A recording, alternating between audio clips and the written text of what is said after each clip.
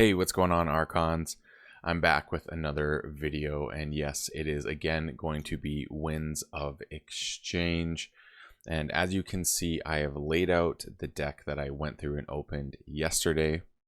And you may also notice I have another deck here, and what we're going to call this is the Sealed Alliance follow-up. So we're going to look through this deck and just go over all the cards, see the things, and basically look at what it has to offer, and then view the two decks as pods to create an alliance sealed. So I notice they have a tab here to tear, but it doesn't look like it's properly scored. So we'll go through the top again. So yes, I for those of you wondering, I have not been really taking note of all the cards and spoilers and everything, hence why I seem so rusty when talking about this stuff and analyzing. I'm just super noob to this, and I'm okay with that, to be honest. I like that I'm getting to try new things all over again. Void Lady. Okay, so here we go. We got Void Lady Nucleoke Knuckleluke Gratius, which has Unfathomable, Saurians, and Star Alliance with a Star Alliance token. Is that better? Let's take a look. All right, so we have now established the packaging is more friendly to Blake's. I just now need to do this in a little bit better fashion than I did yesterday. Where's the seam? There it is. Perfect. There's one side. There's the other side. Ghost Galaxy, I think, whoops, knocked the camera there. Watched my videos, I can only assume, and heard my struggles. And we're like, you know what? Let's help Blake out. Let's make these packs easier to open. All right, so we're going to put the Archon card aside. And so we have Explorer as the card. So it's a token creature. After Reap, look at the top card of your deck. You may discard it. Could be good. Could be very good. So I'm going to put that down here as the secondary token. And now let's get into the cards that are available. First off, we have Hedonistic Intent. Exalt each flank creature. That is not new. Then we have, Hoplites Dory. So Hoplites Dory, an upgrade that says this creature gets +2 power for each exhausted creature to its left. That is quite interesting. Then we have Sorarium. Each creature with the lowest power cannot reap. Aquila, Lone Hero. Omni, capture 1 if there are more enemy creatures than friendly creatures. 6 power, 1 armor. I like it. Arm the Plebeians. Make a token creature. Ward it. That's pretty neat. Another Arm the Plebeians. I like that. Chancellor Dexterous. After Reap, you may exalt Chancellor Dexterous's right neighbor. If you do, that creature belongs to House Saurian for the remainder of the turn. Instead of its other houses. 3 power. I do like that. Crushing Charge. Destroy each creature with power 4 or lower. Womp womp. But also good. Epic Poem. Exalt a friendly creature. Gain 1 for each ember on that creature. Okay. Legionary Trainer. Play. Make a token creature. Each friendly token creature enters play ready. Okay. And it has a catcher pit. Love it. 2 power creature. Another Legionary Trainer. Okay. Longosaur Lector. Play. After Reap, You may exalt Longosaurus Lecter. If you do, make a token creature with a damage pip. Pretty good token creation over here. All right, now we have Pupgrade. Pupgrade may be placed as an upgrade instead of a creature with a text. This creature gains +3 power and gains destroyed Pupgrade on the right flank of your battlefield as a creature ready. Oh, that actually is pretty cool. That is really cool. So you basically want to play this as an upgrade. Kind of like this one. Let's slide this one on down. Put Pupgrade here. Then we have Stronger Together with an Ember Pip action card that reads, play ready each Star Alliance creature that has two non-Star Alliance neighbors of different houses.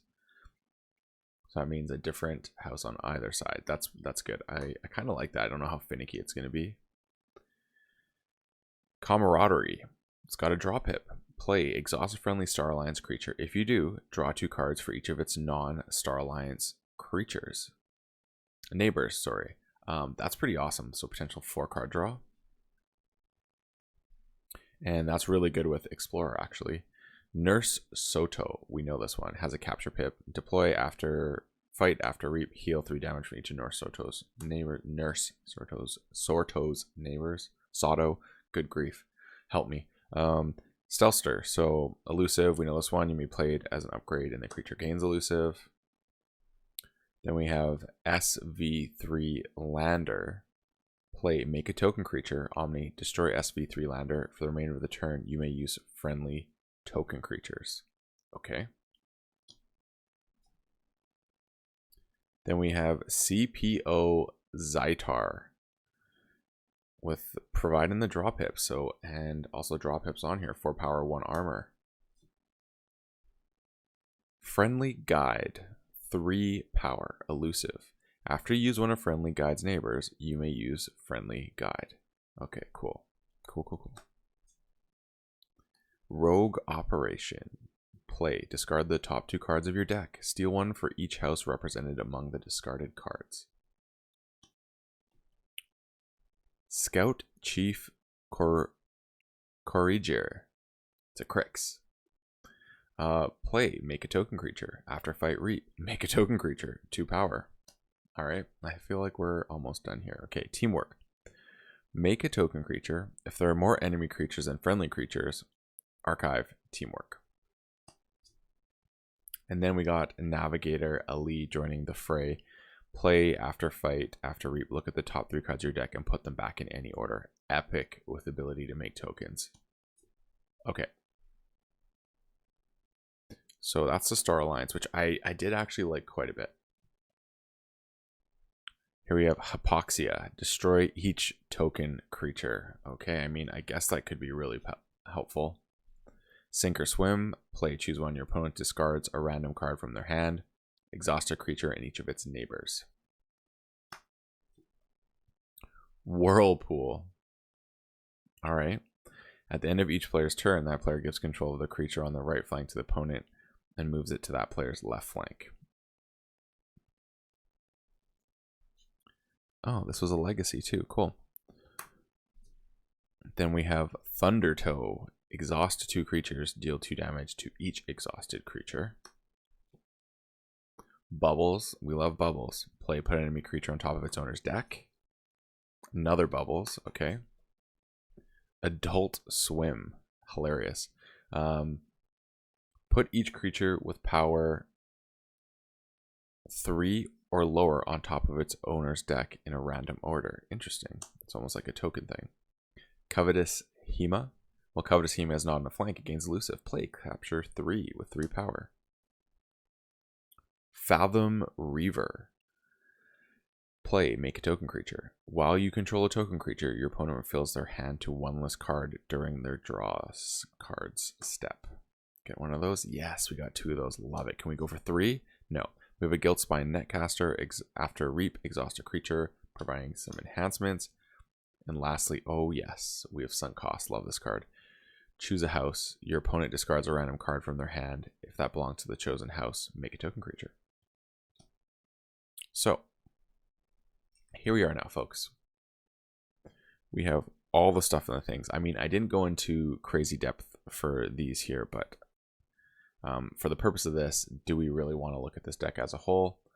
We could. I think it's interesting, but I think the advantages of having what's the word I'm looking for here? The ability to look at things individually and create something together has much more value. I don't think I like one of these houses that much, TBD. So let's just count creatures in this deck for the posterity's sake, even though I think it's counterproductive to doing this. So if this was an actual scenario where I was building a deck, I would look at both decks like this. I would even maybe separate both pods into 6 piles and then look at the pods individually and decide what I like, and then start going from there of what I want and what I don't want. But for the sake of this, I'm going to kind of look at this deck and its composition. So we got 1, 2, 3, 4, 5, 6, 7, 8, 9, 10, 11, 12, 13, 14, 15, 16, 17, 18 creatures. So not too bad. Ember Pips, it has 1, 2, 3, 4.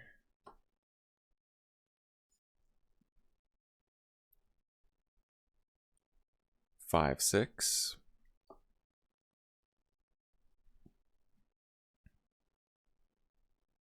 7, 8, 9, 10, 11 Ember Pips.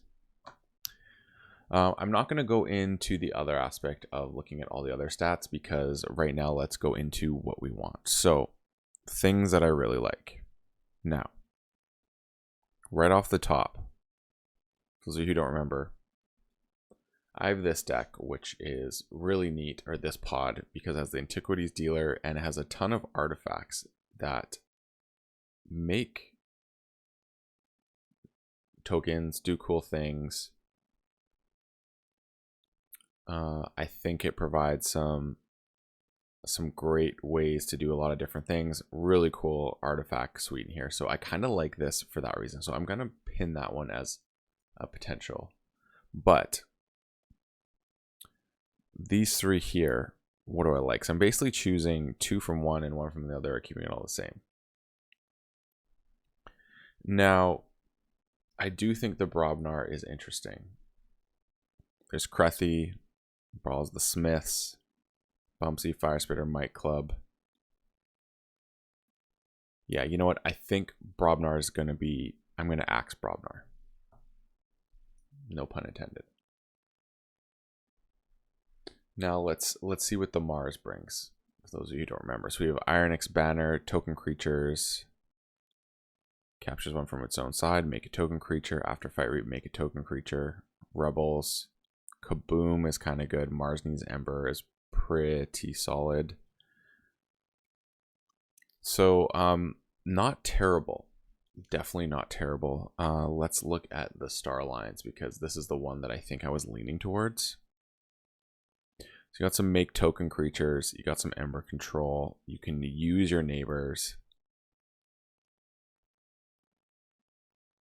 Draw pips are in here. I like this, the draw cards. Yeah.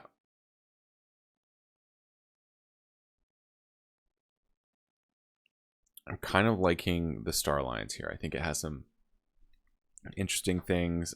Between the 2 tokens, I don't know if I like that one better. Let's see what we got here. So here we do have a lot of different things. I mean, we do have, there's really good token generation in all these. Don't like Sororium in this. Okay, I think this has some cool things, but I don't think this has the vibe.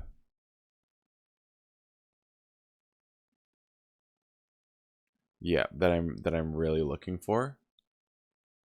So what I'm going to do is say no to this one as well, which brings us closer.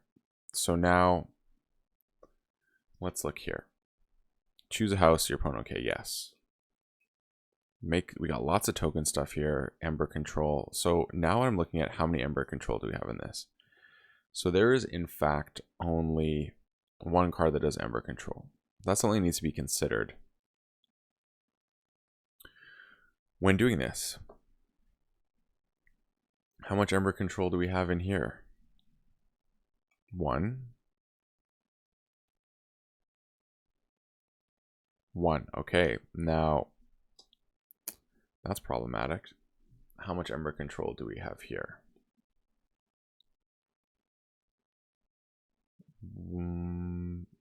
1.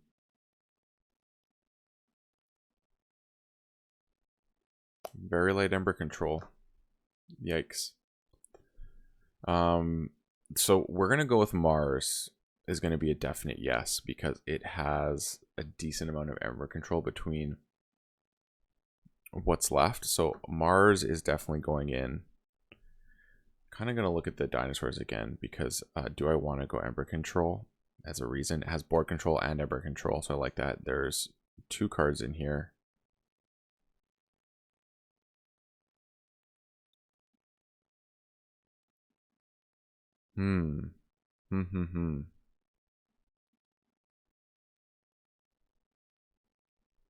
Yeah, what I'm looking at is there's the Omni, but actually the truth is there's only that one Ember Control card, so not gonna save this one. But did the Brobnar, was Brobnar overlooked too quickly? Okay, that's not one. There's one.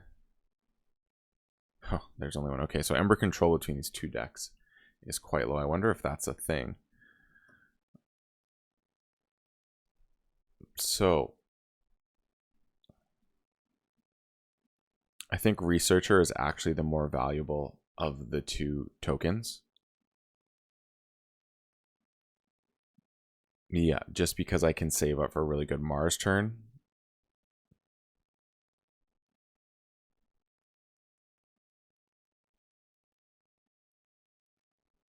Do I really want to go with Star Alliance is what I'm starting to question now. It definitely has some house cheating, and it definitely has the ability to cycle a little bit faster. I feel like I'm very strongly leaning to this. Maybe it's because the Antiquities dealer is just so cool. But I do like this aspect. I like that it's capturing 4. Well, it's technically capturing 3 because you're giving 1. It's got good cycle. Yeah, I'm leaning towards the Antiquities, although there's what, 1, 2, 3, 5 artifacts of the 12. That's one thing. Oh, this is actually really difficult. I'm really struggling with this, I think, because I don't have the full understanding of the suite yet. This has a lot of disruptive natures to it. And just having this, if your opponent has like really good tokens, just having this up your sleeve so you can be like, yeah, no, get rid of all the tokens, could be really good. Could be really bad too if they have a destroy trigger. But okay, I like the disruption here. Yeah, I'm liking some of this, like going Hypoxia into Adult Swim so that you're not getting necessarily that token aspect happening and slowing them down. I like the bubbles being here. Okay. I think I've decided I'm going to rock this one. So we're going these 2 right here. And now I just have to decide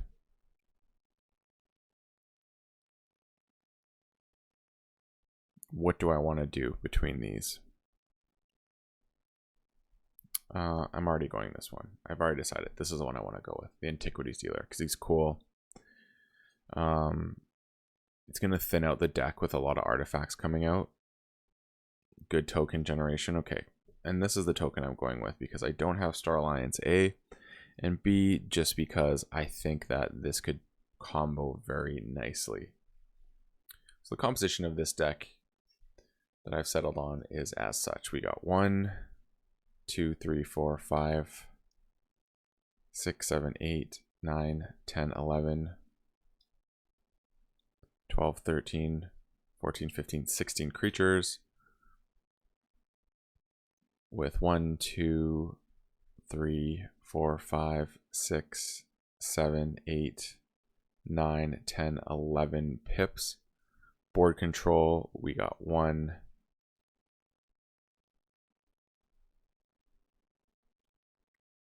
2, 3, 4, 5, 6, 7, 8, 9, 10,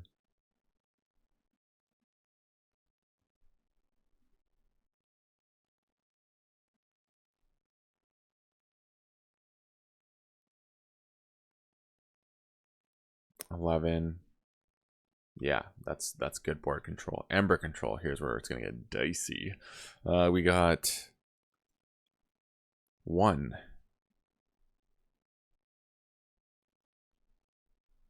2, 3, 4, 5, 6. 6 cards. Like, that's really not great. Efficiency, though, here's where things get interesting. Ember generation, I think, is going to be good. Efficiency, there is every time I'm going to count making a token creature as efficiency because you are technically cycling through your deck faster. So we got 1, 2, 3, 4, 5, 6, 7, 8, 9, 10,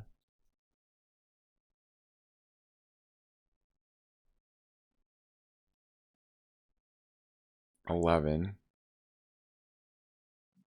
12, 13. Well, technically these are 14, 15, kind of 16. Yeah, that's insane. And then the token itself. So that's a lot of potential efficiency there. Like token creature, make tokens, there's 1, 2, 3, 4, 5, 6, 7, 8, 9. 9 cards, so pretty good. That's what we're going with. So what do I like here? I like that I'm going to thin the deck out, and I think I can go through the deck quite quickly with the fact that there's 1, 2, 3, 4, 5.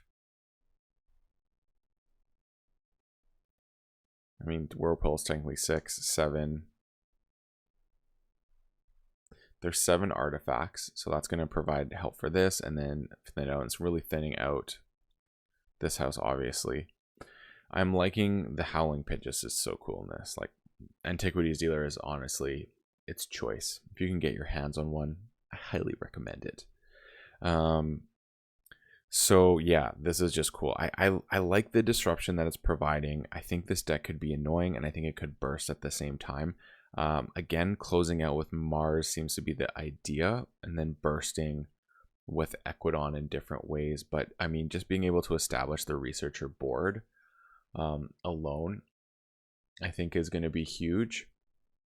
And then saving up for a Mars turn and just utilizing the other stuff like a disrupt in between. Then you're just like, bam, here's this aggressive board to deal with. I think that could be a lot of fun. You're just could be so disruptive. Like literally they make a token, you put it back on top of their deck. That's kind of funny. Whirlpool. I really don't know how I feel about this card in the deck. I'm kind of just like, do I want this? Do I not? I'm not sure how this could play out potentially. So I'm still kind of on this one. But yeah, interesting nonetheless. So yeah, I think this is a pretty well-rounded deck except for Amber Control, but I think you play offensive and dictate tempo with a researcher. That's what I'm going with for this build. What would you have done if you had this choice? What would you have chosen? as your 3-house combination? Would it have been maybe adding in the Brobnar, the Star Alliance, or even the Dinos? Would you have added in the Explorer? Let me know. Please comment below. Tell me your thoughts on this. What did I miss? I know I missed tons. My lack of woe is very present these days. So yeah, check it out. Tell me what you think. And as always, folks, may your ember never be stolen and your keys forged promptly. Have a good one.